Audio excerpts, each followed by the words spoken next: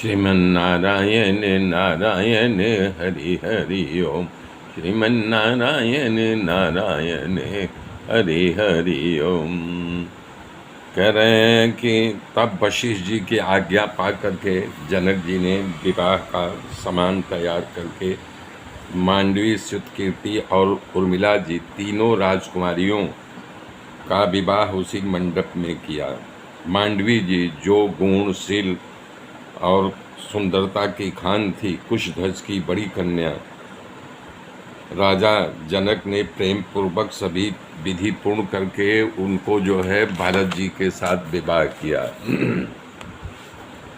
जानकी जी की छोटी बहन उर्मिला जी को सर्व सुंदरियों में शिरोमणि जान करके उनका सम्मान करके उसे लक्ष्मण जी से विवाह, और जिनका नाम सुतकीर्ति था, सुतकीर्ति था नहीं है, जो सुंदर नेत्रों वाली और सुंदर मुख वाली है, उसे शत्रुघ्न से विवाह किया।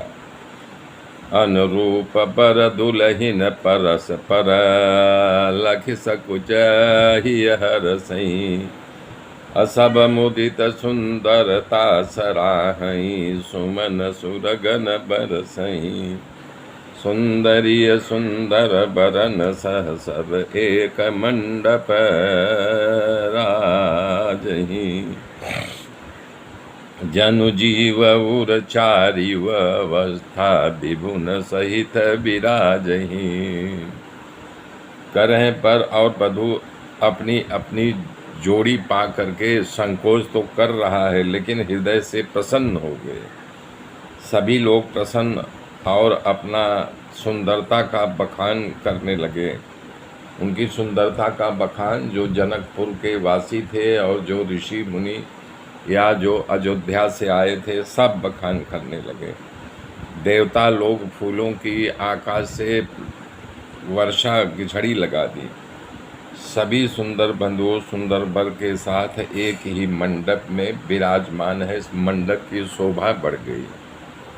इसके बाद जनक जी भाई सहित हाथ जोड़ करके कौशल्याधीश राजा दशरथ से स्नेहशील और सुंदर प्रेम के वचनों को हाथ जोड़ करके कहने लगे, महाराज, ये हमारा राज्य और हम आपके सेवक हैं, हमें स्वीकार करो। आपके साथ संबंध करके हम भी समाज में उच्च स्थान को पा लिया। हमारी लड़कियों को अपनी सेविका समझ करके इनका पालन और पोषण करना, इन पर दया करना। मैंने बहुत धृष्टा की है, आपको आमंत्रण नहीं बुलाया था, दिया था, और आप अपराध को क्षमा करना। तब दशरथ जी अपने संधि को सम्मान दे करके अपने गले से लगा लिया। देवता लोग लगातार आकाश से फूलों की वर्षा करने लगे थे। राजा जनक जी के उस मंडप में नगारों, वेद की ध्वनियों की जय घोष हो रही थी, लगातार हो रही थी। तब जो है बहुत सारे यानी कि स्त्रियां सुंदर सुंदर नेत्रों वाली, उनको जो है यानी कि गीत गाती हुई प्रसन्न कर रही थी। इस प्रकार के वहाँ का जो वैभव था वो झलक रहा था। इसका वर्णन हजारों मुख वाले भी शेष भी नहीं कर सकते हैं। मेरे मित्रों, मेरे साथ जुड़े रहिए। आगे की गाथा फिर कल जोड़ूंगा। तब तक के लिए जय श्री राम, जय श्री राम।